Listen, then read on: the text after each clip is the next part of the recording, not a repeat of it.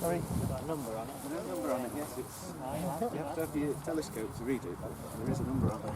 3 millimetres, isn't it? And the jumbo jet is quite small, isn't it? So this time, I'm going to watch Nathan. Mark is going to be Nathan's caller. And I'm going to be the guy who stands back as Mark.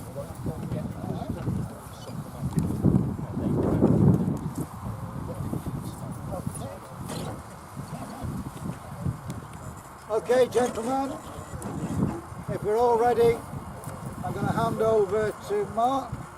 Mark is going to run this simulator test. Nathan is going to do the flying for us. Please make a note. We'll discuss things afterwards. And it's all about learning. All right? It's all about learning. So please, if I hand over to Mark, and I'll stay with you guys stood by watching. Whenever you're ready, mate. Okay, you want to come back us? Yes, no problem.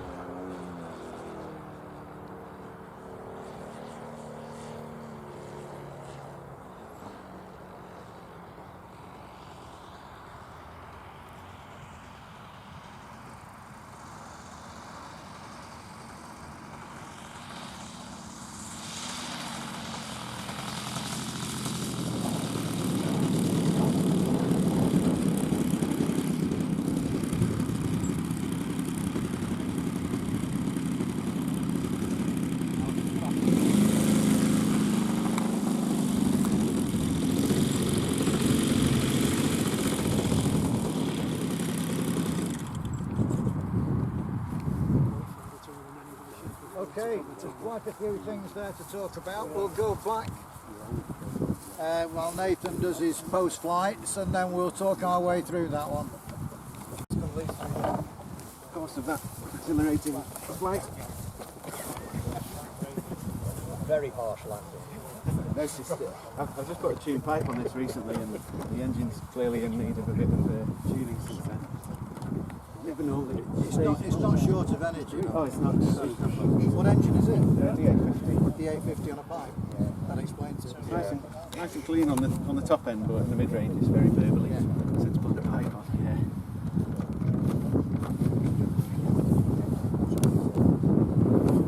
Very critical, I was. Yeah, I know. Okay. Can we run the same format as we did last time? Let's have a think back to the pre-flights. Have we got any comments, pass, fail, or what do you think about the pre-flights? Can I ask a question here? So a screwdriver and a piece of string, is that an acceptable tethering method? Yeah, it is to me. Okay, If that's the screwdriver's long enough and in the ground and the string is... Like a steak. It's the stake, it's safe. no, there's a genuine question. 'Cause Yeah. see, you hear lots of principles about it, but Yeah, I would be quite happy, and I'd certainly be a lot happier than if there was nothing. I've personally Oh, of course, yeah. found about 50cc. You know, you probably noticed that when I throttled it up, I did put my foot on the rope. Yeah.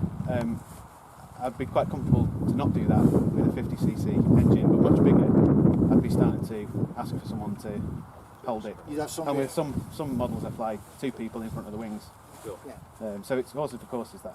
Horses for courses, but well spotted, and yeah, quite safe. I'm quite happy with that. It's a safe method of restraint.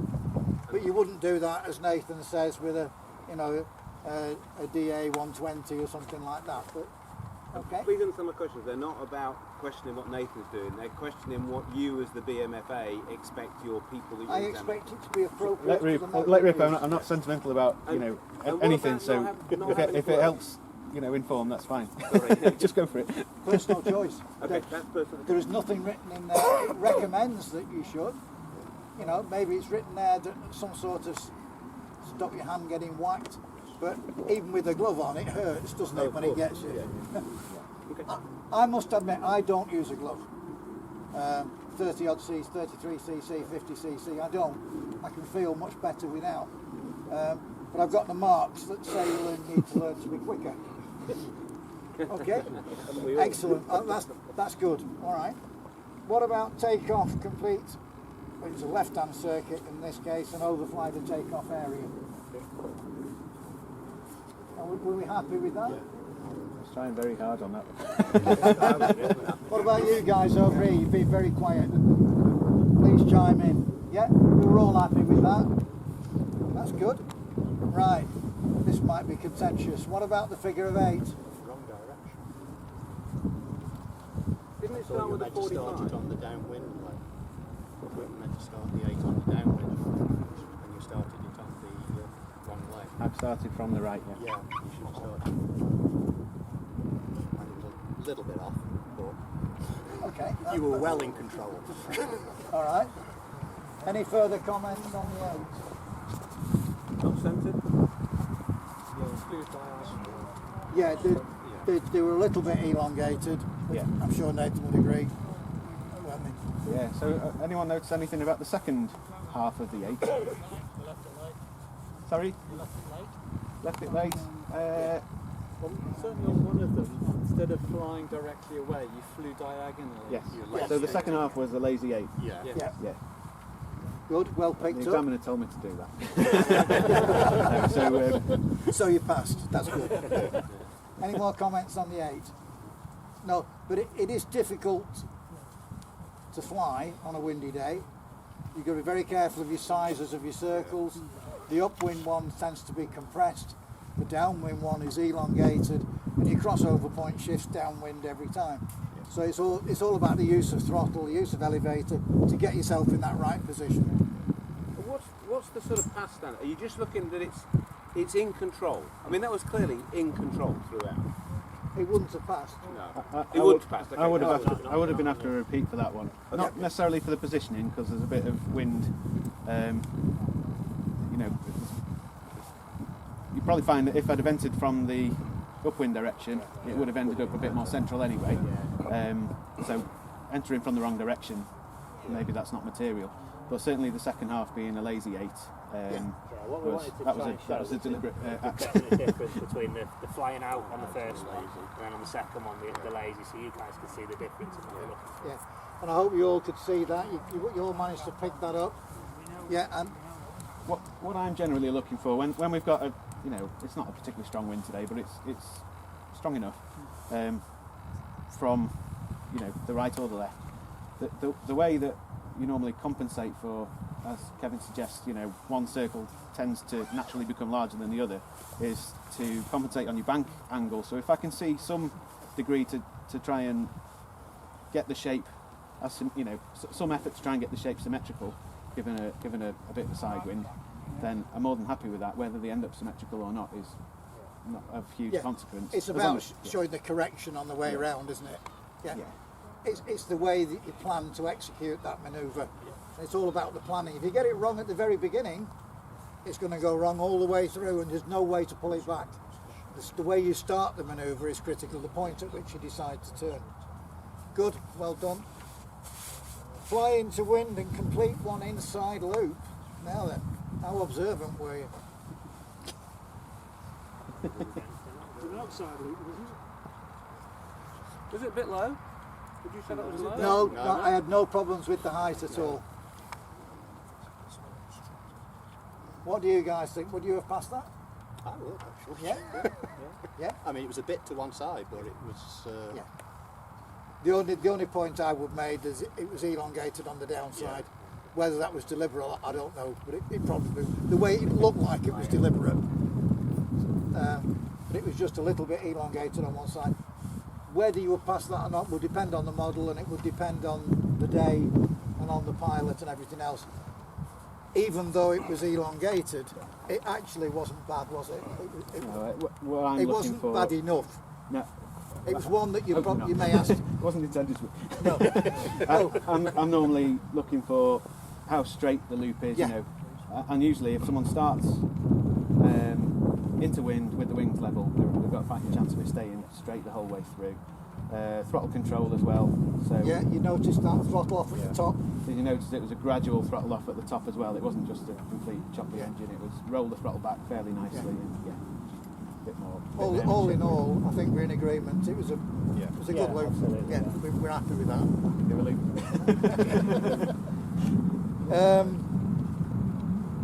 What about the bunt? What about the downside loop?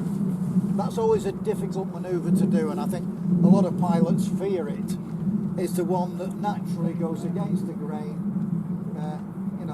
to turn off the power and shove the nose down. It goes against all the natural thinking. What did you guys think about that? You were all right, Mark? I thought the bump was alright, so Yeah. unless I missed something. No, not an easy manoeuvre to do, and people get it wrong because they skew at the bottom. Yeah. When they try to apply the down elevator and the power at the same time to climb back up, they automatically induce a little bit of aileron on the sticks, and you do get the skew. It's not As an quite true. examination point, what you're looking for, Nathan obviously flew the manoeuvre quite well, but what you'd be looking for on a candidate is exactly what Kevin's just said. Is it a controlled throttle and control surface response to what's happening down there, or is the throttle slammed on and the model gets a little squiffy and then suddenly you're offline and you come back on? Yeah, exactly. That's the key point of the manoeuvre, I Yeah. think, from there. That your throttle's off at the top and you come round, and then what's happening at that, what would it be, 4 o'clock on the clock face? That's the examiner point that I'm looking at. Just to emphasise a point that I tried to illustrate on the loop as well. This plane, you could probably, hopefully tell, is exceptionally well set up. A lot of planes, probably the majority, when you put the throttle from nothing to full, you're going to induce a fair bit of torque effect, and that is your enemy when you're at the bottom of a bunt and desperate to stay online. So in the same way as on the loop, I suggested if you roll the throttle back nice and gently, you might have noticed on the bunt, when I started the bunt, I still had about quarter throttle on as I was well into the descent, and then off on the throttle and then roll the throttle back up. And if you roll the throttle up, you don't get a sudden torque movement, and you stand the fighting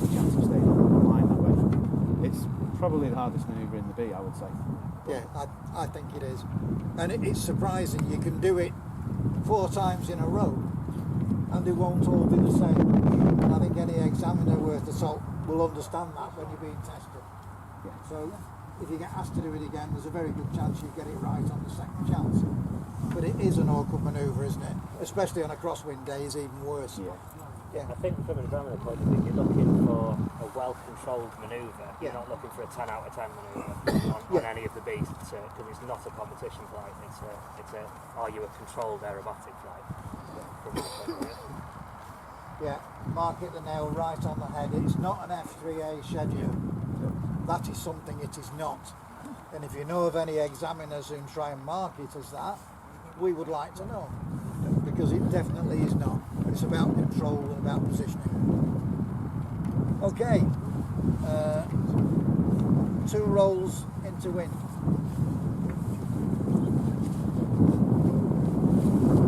Are we all happy with the 2 going into wind? What about the 2 downwind? The second one went like the classics. So you said wrong direction, so you had 2 the same direction as before. Okay, good. And a bit late. And a bit late, yeah. Notice anything else? Anything else? Bit fast. Oh yeah, Okay. twinkle. Yeah, so the first roll was an acceptable pace. It could afford to be a little bit slower or a little bit faster than that, was fine, but the second roll was definitely way too fast. It accelerated throughout the roll, didn't it? The roll rate went up progressively at a great rate of knots. And I see that just an observation really amongst people on their tests and also preparing for tests. That is, it's very common to see the first roll go very nicely and then things get progressively more skew if as you know as the manoeuvre progresses. So one hint that I've got for people working towards that is if you set a rate or a flight mode, whatever you want to call it, with a roll rate that is maybe just a tad faster than what you really want to achieve, then you haven't got to worry so much about your finesse on the stick. You can bang the stick hard over and focus on the elevator, which is another thing we're marking, how much height deviation occurs during that manoeuvre. Yeah, and I think one thing I've tried to tell people when they do the tests with the rolls, aim for about a roll rate of 1 per second. Would you agree with that, Mark? Yeah, absolutely. I normally say a 4 or a 5 count for the whole manoeuvre. Yeah. That seems to be a Yeah. nice speed and a nice markable speed. Yeah. Well, you okay with that, Nate? Yeah, yeah, You say that? yeah. It's about that sort of speed. If you try and do it quicker, you'll fail anyway. You know, it's being comfortable with knowing where. If you set your rates to that, you can't overdo it. Good. Yeah, for the complete, from the start of the roll to the finish. I need a drink now. Complete a stall turn to the left or the right. Came towards us. Yeah, came towards instead of away, which is what the BMFA say to do. Yeah. Which- It went to the stall turn itself was great, but it went to the right, not the left. Yeah. Yeah. Nice use of Can I ask, if you're in a wind direction, Yeah. say a nice strong crosswind, and the rules still say stall away from you, are you going to end up doing a wing over rather than a stall turn if you're not careful? I think you can choose your end to compensate for that. Good. can't you? Yeah. So you just got to, but again, you still got to stall away. You've still got to stall away, but yeah, you want the wind blowing against. So if we've got a strong crosswind heading that way, Yeah, and I go up and I try and stall that way, which is what I'm meant to do, stall Yes. to the right of this end, yeah, I'm going to end up looking like a wing over rather than a stall turn. If I do it that end, I'm meant to go left, still going to end up Yeah. looking like a wing over. yeah. It's inevitable, isn't it? I mean, to me, okay, and again, this is coming from a different discipline, you stall turn the best way with the wind because by nature, you've stalled. Yeah, It's not a high energy manoeuvre at all. I follow the BMFA rule, but I think it's one that personally yeah, should be Maybe, looked at. maybe it's one that we as the Achievements Team Committee should be looking at. Yeah, What I would urge you to do with that, put it in writing, yeah, send it to either me or send it to Chris Bradbury, Yeah. Chairman of the ASRC, and we review all manoeuvres and all literature every year. So we're coming up to that yeah. sort of October time, So yeah, Yeah. write to us and we Okay. can include it in I'll what we drop do. you an email, because to me it's one of those things that you are Yeah. stalled. It's not like you're trying to do a flick roll or anything high energy. So the direction really shouldn't matter too No, much no, at the time. it's not unsafe to do it towards the Yeah, theoretical crowd. yeah. And to Yeah. me it makes it look nicer, and it is a stall turn then, because you will come about Yeah. your wing No, axis. I take on board Yeah. exactly what you're saying, and I think Nathan does and Mark Yeah. does as well. Yeah, absolutely. It's a valid point, but I Yeah, think what it you is. find I mean, in terms of testing, in if terms you've of got testing, a strong, you follow if you've what's got a written strong down. crosswind anyway, Yeah. 90% of the time nobody will want to take a test anyway. So it kind of becomes a moot point to a degree. Yeah. But absolutely, it's I what you say. It's one where an additional line Yeah, in the book absolutely. Yeah. is probably a good thing. Yeah. So please write I'll to us drop you an explaining email, that, okay, yeah. and we'll do that. Biggest offences I find on the stall turn is just not leaving enough space. So, you know, I find that a lot of people will, you know, prepare quite nicely. They'll come in from one side, literally pass themselves, just get to somewhere near the end of the street. But you're trying to do a stall turn and pier somewhere, and you can't gauge the speed of the aircraft when it's just there, and consequently it goes squiffy. So if you go all the way to the end of the field, then pull up, one that helps you to see that you've got a true line to start with, because if you haven't got a true line, your plane's going to want to go one way or the other, regardless of what you do to it.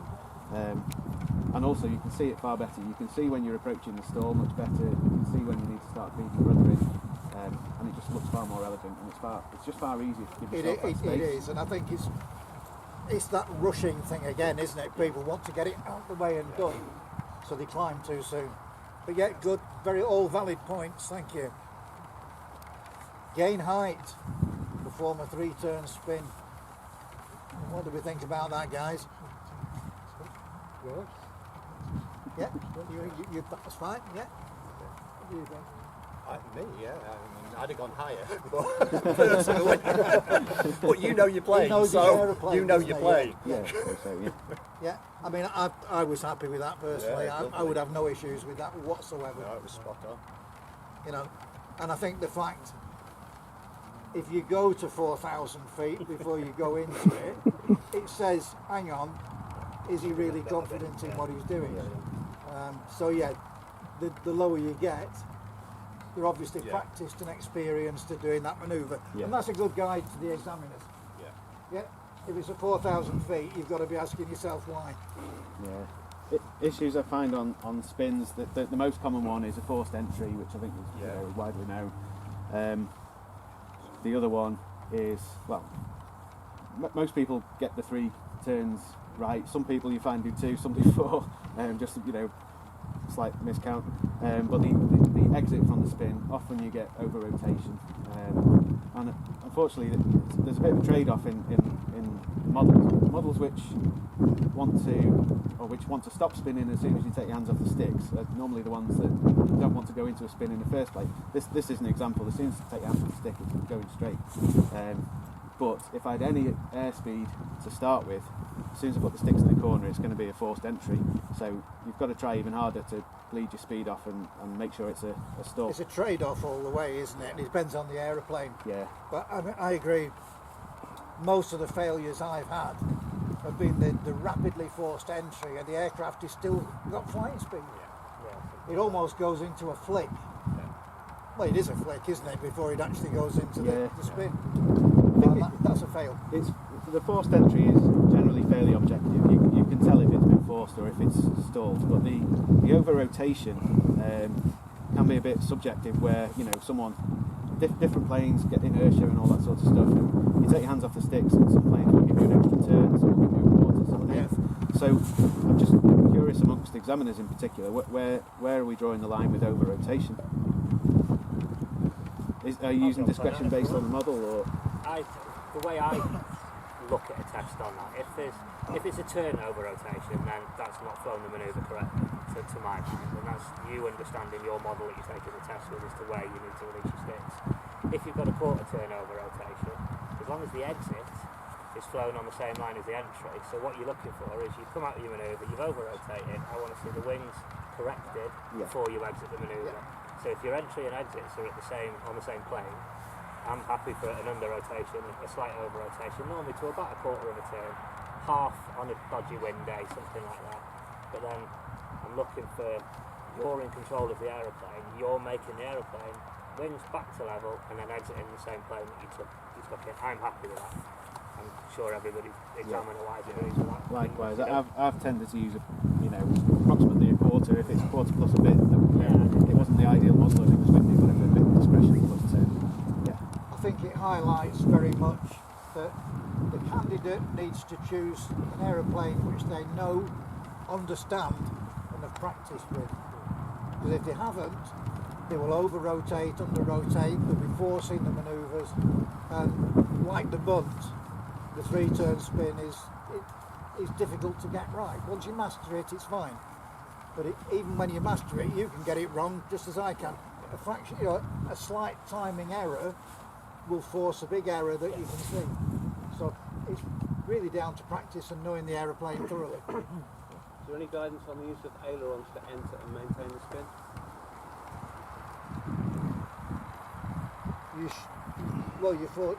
You're forcing the spin, aren't you?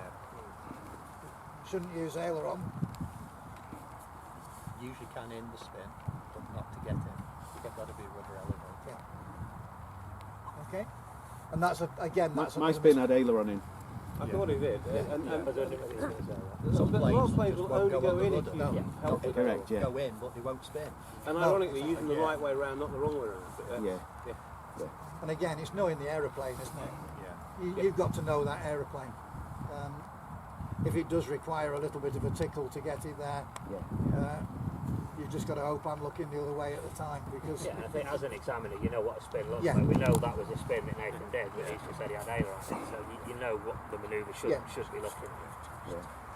You see some spins that, those things you used to get in the supermarket where you put 2p coin in it and they go like this. You see some spins that kind of start as a turn and then just, but as more rudder and elevator is fed in, then they suddenly kind of kick into a spin, So that's really what I would kind of consider that the same as a forced entry. A forced entry would be like a snap roll that ends up in a spin, and this other one where you start with almost a turn and then, as I say, you feed more in and you end up in a spin. That would also not be a correct entry. spiral dive rather than a spin. Yeah. But again, it is subjective at the time to a point with your examiner. The idea of these events is so that examiners really sing from one hymn sheet. What we're trying to avoid is, Club A passes anybody if they can fly and land, and Club B fails everybody unless they do it as an F3A schedule. Yeah, I think that's Both extremes are wrong.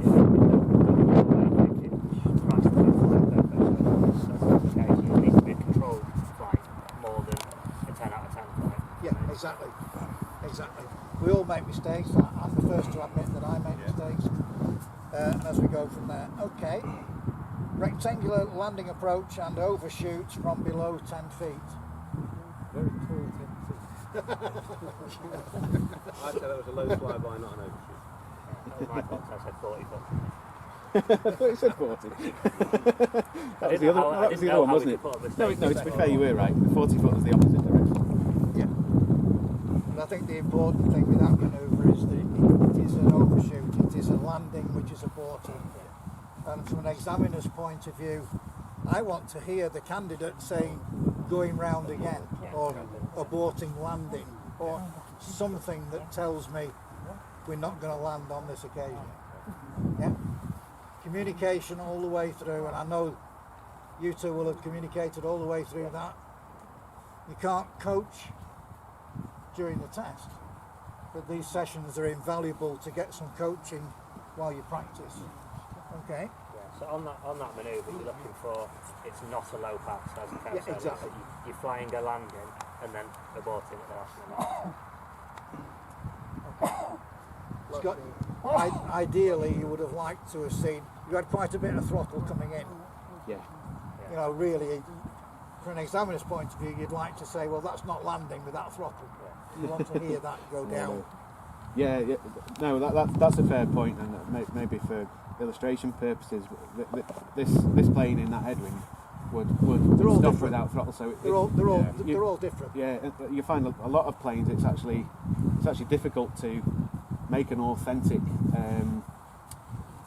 failed landing without deliberately having No, to I think you did absolutely superbly, and I'm absolutely delighted with the way it was presented, which is lovely.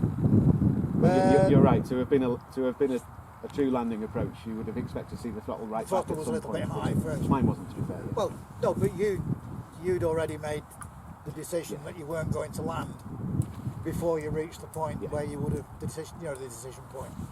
So that's one to look out for, which is good. Rectangular approach, wheels to touch within, final manoeuvre. Are we happy with that? I think they're happy with you. Either that or else they want the sandwiches. Pre-flight checks, sorry, post-flight checks, any comments? Like the pre-flight, it's got to be thorough, it's got to be seen. You know, I as somebody else before, I like to see people hanging on to surfaces, but not to the point of destruction. I mean, you can make it look good, you can make it look really good if you practice, without putting any, but you don't want to put any undue stress onto the airframe. Okay, any more comments before we wrap this one up and have something to eat? Can I just say really thank you again to Nathan for doing that, that's lovely. Thanks. Thank you all. Right, shall we get some food and reconvene in a little while? Sounds good. I hope you've all got something from that. I get something every time we do it. So, thank you very much. Cheers.